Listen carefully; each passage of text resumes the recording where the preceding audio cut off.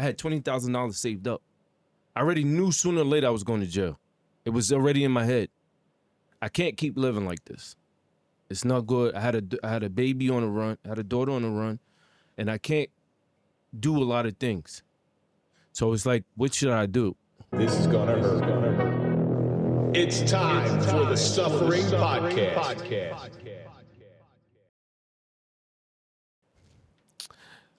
As in, that's when I caught a shooting charge. I graduated. I went from drugs to guns to shooting. Were you selling guns? No, I never sold. I don't. Why would you sell a gun? You keep it. Well, No, I'm just saying, if you keep it, you needed it. yeah. But yeah. Matter of fact, I'm fibbing. I was selling drugs. I just realized that. You were selling guns? No, I was selling drugs. Selling drugs. When I got the shooting charge. Okay. I was selling dope. All right. That's an easy one to sell these days. Now it's very easy to sell. Yeah. But yeah, so I did this. I had a shooting charge, and I was looking at 12 years for attempted murder. When the guy that shot at you got 6 and did 4. Crazy, right? Yeah, I was. I went on a run the same day. The shooting happened. I went on a run. Did you tell anybody, say, listen, I'm peace out. No. I ran with the gun in my hand. Somebody picked me up. I left. I went to the person's house, dropped the gun off, and I left. Yeah, because you don't want to waste a good gun, so you got to pass that on. You got to pass that on to somebody. Keep it in the neighborhood. No, we got rid of it, so it's gone. It's at the bottom of the Hudson. No, I'm old school. I'm not a melt the gun down. Get rid of the evidence. Get rid of everything. But yeah. So I went on a run for 9 years. Where'd you go? Stay in Jersey. Not Jersey City, though. I was Jersey City, Plainfield, Hoboken, Bayonne. So, but there's people looking for you. Did you change your appearance? No, everything was still the same. How the hell did you avoid capture? And it had to build up so much anxiety inside of you. It did. But I'm going to tell you a quick story. One day we were in the car. I'm on a run. We drinking beers in the car. Police pull us over. The driver was being a dickhead to the cop. The cop asked me, "Can you step out for a minute?" I said, "Yeah, no problem." He said, "Those your beers?" I said, "Yeah, those are mine." He's like, "Okay, we got to get the driver a ticket." So I'm joking with the cop. I said, "If I run right now, you think you can catch me?" He said, "Nah, I won't catch you." I'm on the run though, and I'm just having a casual conversation with them. I didn't shake. I didn't do anything. And he was like, "All right, y'all could go." And we just pulled off. So once I did that, it was like all bets are off. They're not really looking for me.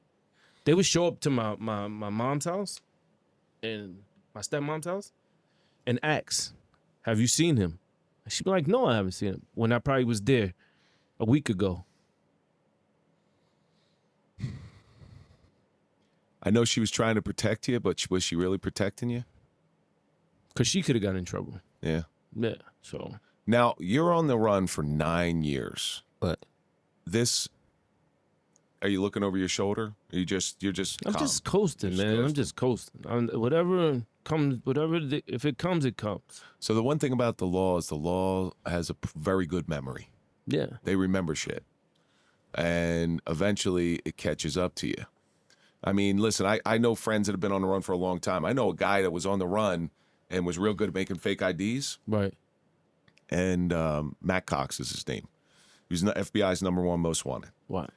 He traveled internationally. He went to traffic court. He went to traffic school. He bought houses. He lived his life, but he lived it under assumed names. So right. he had a little bit. He had plastic surgery. He had all sorts of shit. And he used to taunt the FBI because the FBI was looking for him. He's like, they would call him. They had a cell phone for him. They would call him. He's like, "You're not finding me. You're not going to find me." And it took him a long time. They did eventually find him, though. Right. You know, with enough time and enough resources, they're going to find you. Yeah. So how'd that happen for you? This nice guy over there sitting next to you, Stuart, offers me a job. He says, "Eddie, can you work in the precinct?" I said, "No." Don't tell him Because what why. they'll ask you is, we need a guy, but can he go into police headquarters because they do a more thorough background check than anybody And I else. said, They need somebody there like the weekends. and I said no. So- He said, okay, no problem. No questions asked. No. He said, but I could put you somewhere else though. I said, all right, cool, no problem. I take the job. I'm there for a fucking week. As I'm cleaning up, I see the cop car, but I'm like, oh, whatever. They're not coming for me. They grabbed. He said, come here. I said, it was a big cop. He said, come here. I said, for what? He said, come here. I said, no. He said, your name is such and such and such. I said, yeah. He's like, yeah, we got a warrant for your arrest. So now my daughter's grandmother, I'm in this place with all old ladies. They know me in bingo. And they crying. They were like, let him go, let him go. And they was like, no, it's a child support warrant. Whatever. I said, okay, cool. Child support, I'll be home. Don't worry about it. No. I get to the fucking precinct and he said, you got tattoos? I said, yeah. He said, so he's asking me the tattoos. I said, that's my brother. That ain't me. He showed me a mugshot. I said, bro, do I look like I got hit? He's like, no. He's like, I said, that's my brother. He's like, okay, you got a tattoo? I said, yeah, this is my tattoo. He said, whatever. You got a dog tattoo on your arm? I said, yeah, it's right here. He's like, oh, okay. He said, well, Jersey City's looking for you. I said, for what? He said, attempted murder. I said, me? No. He said, well, you're going to have to deal with Jersey City. So when they came and got me, they took me to the sheriff department.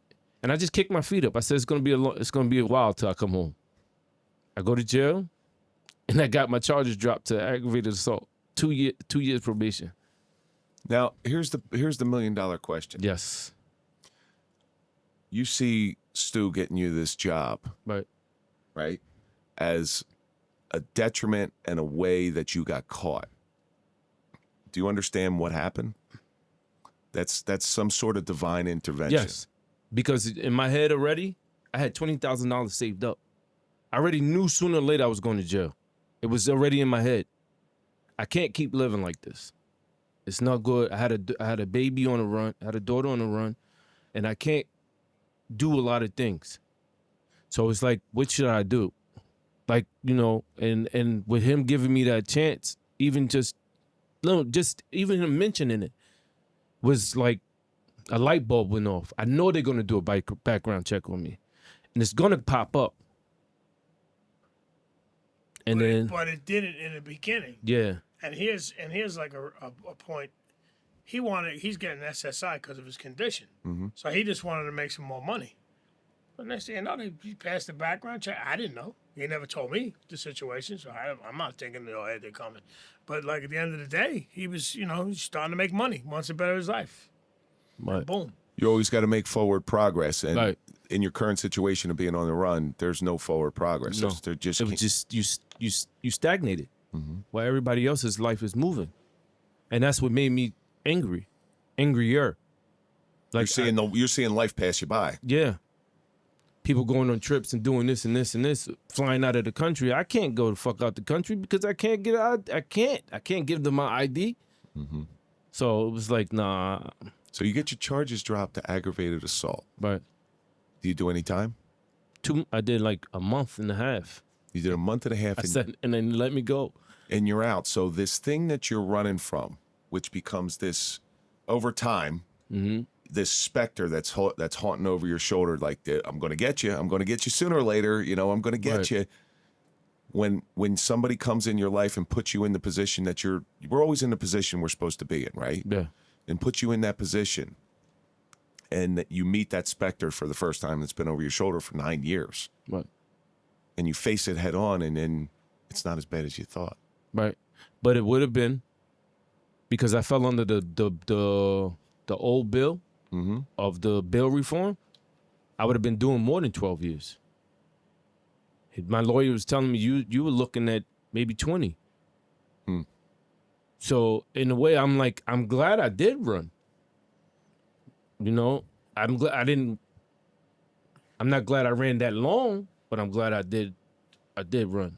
Now, as a side note, you had a heart transplant. Yep. While you're on the While I run. was on the run, in and out the hospital. In and out the hospital. That's a whole other thing. Yeah. Well, there's HIPAA laws, so they can't say anything about who you are. Right. Yeah. You have a heart transplant. I know this is a big part of the story, but it's crazy. We go from drug dealing to crime to shooting to to on the run to heart transplant. Yeah, I'll Heart transplant. Yeah.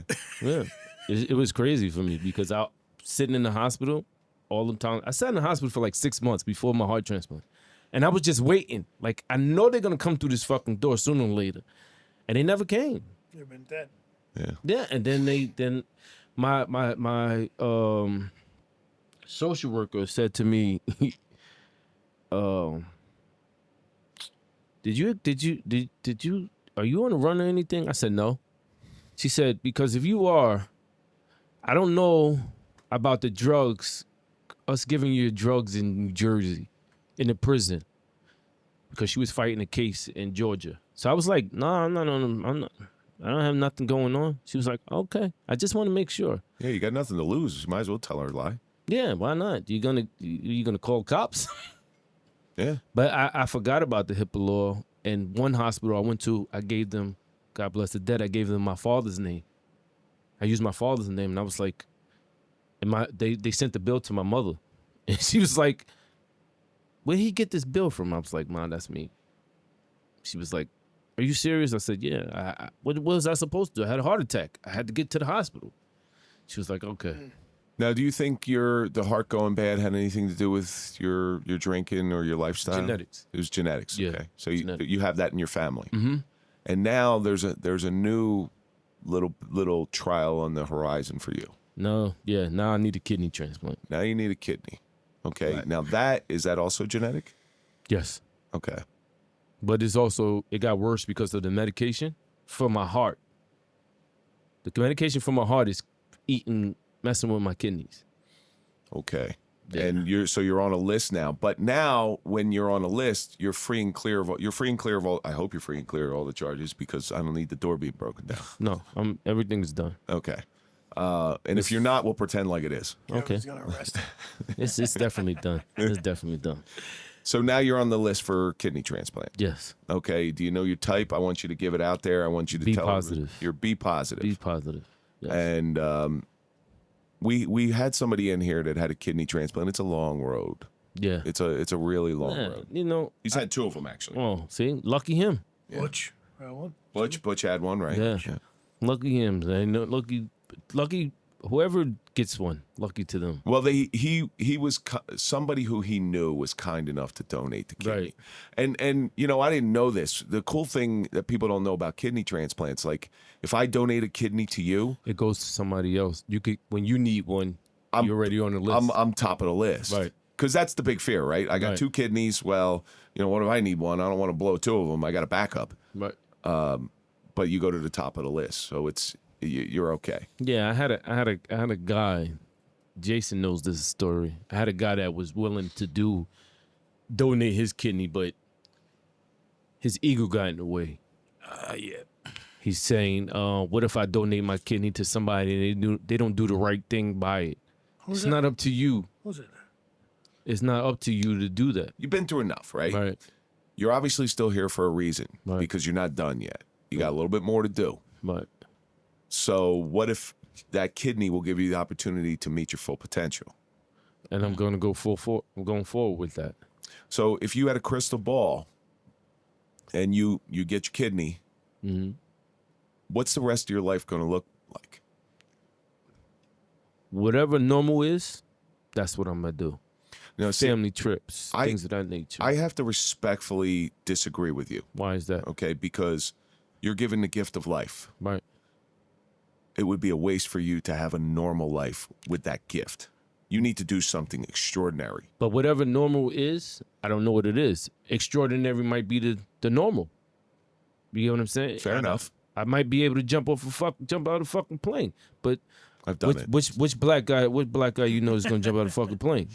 Only the guys that's in the army. Don't. I'm not doing that shit. Not will. They don't do it willingly. They not. Yeah. They don't do it willingly. Pushed out. 'Cause it tells you something. I have jumped out of airplanes. Right. It tells you something about yourself when you're standing 12,000 feet up and you're staring at this big earth, because it puts a lot of stuff into perspective. Mm-hmm. It's like first time I jumped out, I was tandem. Somebody was strapped to the back of Right. me. So it's either this chute's going to open and I'm going to land, or he's going to power fuck me into the earth.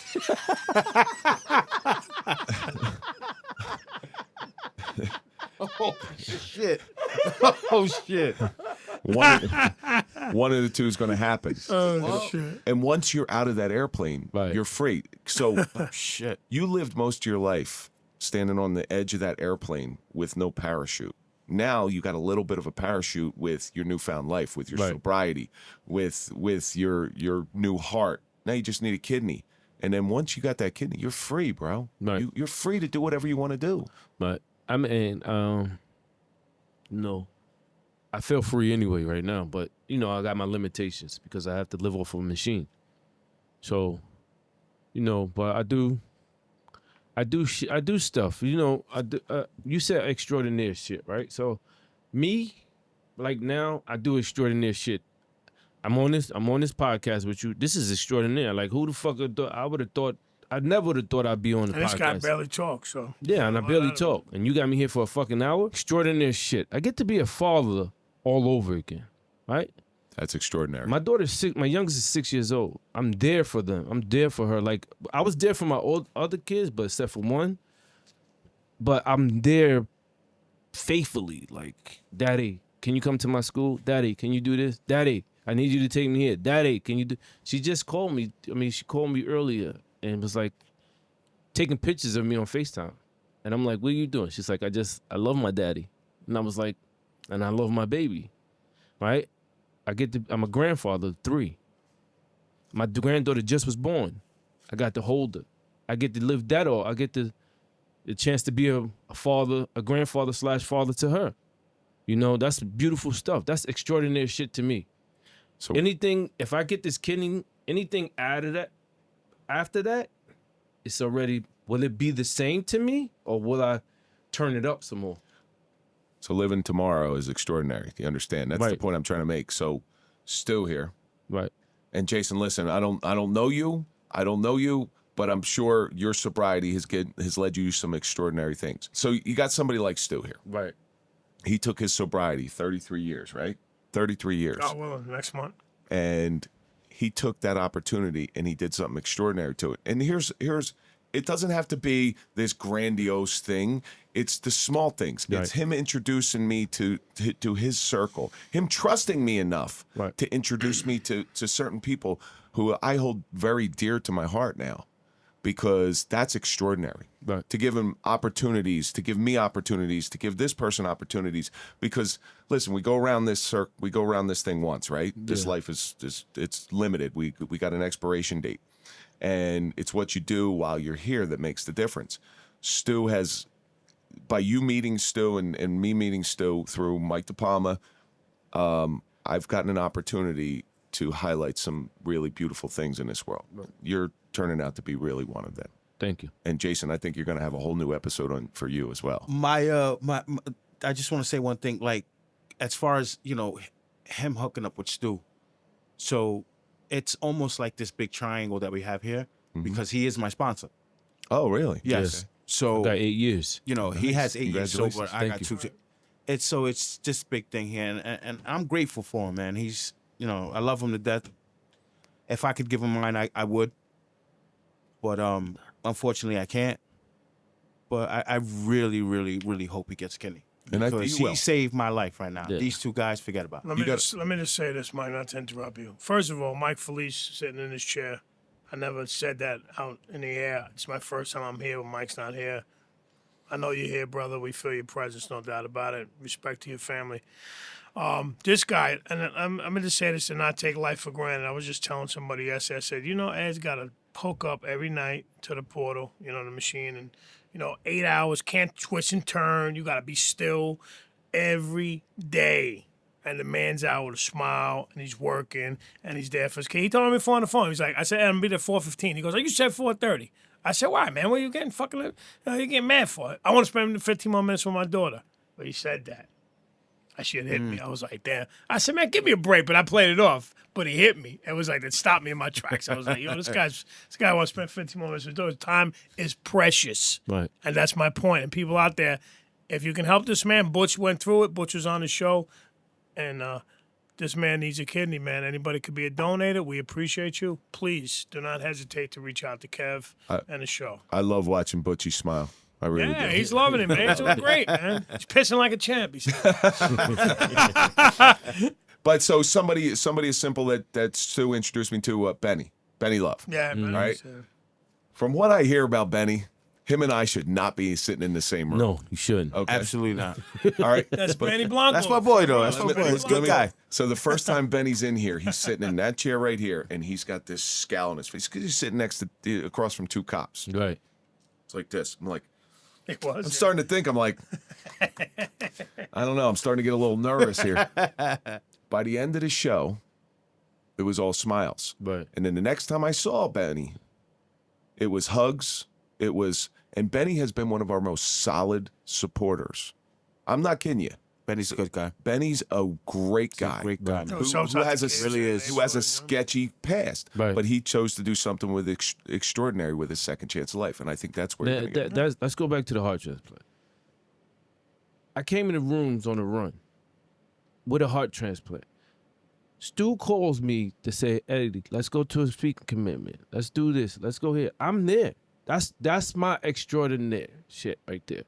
Me going to speaking commitments and speaking and trying to help somebody do something. Talk about when you got the heart transplant and you were drinking, what the nurse told you after the transplant. Tell that one. For He real. wants me to tell all these crazy But it's stories. true, though. But you must got So- a heart transplant, he's drinking. So You nuts? for I had 2 seizures, 2 alcoholic seizures. I'm drinking, I had a seizure. I wake up. I'm not saying I passed out, but I don't remember what it was. I'm talking to the doctor. The doctor says, what the fuck is wrong with you? And in my head, I said, what the fuck is wrong with you? Do you know who you talking to? And then she said to me, you know how hard we fought for you to get that heart? You keep it up. You won't get another one when we see you again. And I was like, yeah, it's time to stop drinking. Yeah, Yeah. that's Time to that. stop. Come to Jesus moment right there. Oh, that's right right. there. Right. So listen, Ed, you got an amazing story. What? You come through a lot, Yeah. but the stuff that you have went through and the stuff that you're currently going through, if you're not learning from it, Yeah. there's I a would problem. be an idiot. There's a problem. Before we get to the final question of the night, is there anything you want to plug other than, hey, listen, if you got a kidney, be positive. I just want to thank everybody. You, Stu, Jason, my heart team, my kidney team, everybody that's my supporters, my family. They're your angels. Yeah, that's my ride or dies, man. They with me. Even though, you know, I came from the lifestyle of riding or die for them. Now it's switched over for me. It's funny how that works, right? Right. So like I said, we're coming to the end of this thing, and all the Yeah. pain that you've been through and the pain that you are going through, it had to have taught you something. So from the very beginning of the show, Stu will tell you this. I always want to know what your suffering has taught you. Don't take nothing for granted. Everything could be taken away from you. You know, everything. That's why I smile. I smile and laugh. I'm like the fucking neighborhood Dr. Phil. Yeah, he works in the store in the neighborhood. They all go in there. And They look for me. Everybody's looking They for look me. for me. Yeah. But yeah, that's what it took. Enjoy it. Enjoy life as much as you can. Because I always say this, right? And I used to say it, and I got over it. We are gonna die, right? One day. But I just felt like I'm gonna go before you. And I had to stop saying that. And to just look at things for what it's worth right now. Right? I'm here today. I could be going tomorrow, but I'm enjoying the shit out of it today. That's how I gotta look at it. I can't be depressed about life. Life is life, right? If everybody looked at life that way, God, you realize how happy everybody be? Right. Life is life, and you just gotta take it on. Put an H on your back and handle that shit. That's it. Well, Ed, I appreciate you coming in here. You telling this. I really do. I look forward to seeing where you're going to go in the future. I also look forward to all those extraordinary things that we talked about. Yeah, you'll get an update. I hope so. I'll text you. Yeah, absolutely. Bro, I just jumped off the fucking plane. No, when he gets the kidney, he's got to come back. Yeah, you're going to come back. Right. You're going to come Maybe back. one of the followers will be like, I'll give him one, and I'll be like, Kev, yo, this person just gave me a kidney, donated a kidney to me. What if that's like a serial killer or something? Fuck bro? that. Yes. Listen, before you, I know we gotta go. No. Let me tell you real quick. I know we gotta go. When they gave me the heart transplant, they give you a list, and they say to you, Do you want to take this heart? It's a high risk heart. Do you want? And it's a fucking checklist, but they don't tell you which one it is. What the heart could have been from somebody that's gay. No, shout out to the gay people. Somebody that did drugs. Somebody been locked up. Something, but they don't never tell you what it is. And they say, do you want to take this heart? And if you don't take it, you gotta wait. I took that shit. It was from a white guy. That's why he's so soft. I understand that. that. Some of us got hearts of stone. You gotta break that sometime. Well, I certainly appreciate you coming in here. No problem, brother. Jason, no it's problem. a pleasure meeting you. Stu, as always, Kev. my brother. Love you, man. Doing awesome. Appreciate it. Mike Felice, baby. And that's going to do it for this episode of The Suffering Podcast, the suffering of On the Run. And let's think about all the stuff that we learned. Family can give you a certain and a different type of structure. Kids deal with trauma in different ways. The criminal life isn't sustainable. Always make forward progress. Don't take life for granted, but most importantly, when you have the opportunity, be extraordinary. And that's going to do it for this episode. Don't forget to go to popple.com, put in the code TSP20 for a 20% discount on your digital business card. And, of course, follow us on all social media. That's LinkedIn, Facebook, TikTok, Instagram, Clapper, OnlyFans. Follow me at Real Kevin Donaldson. And, of course, follow the Suffering Podcast. And we're going to see you on the next episode.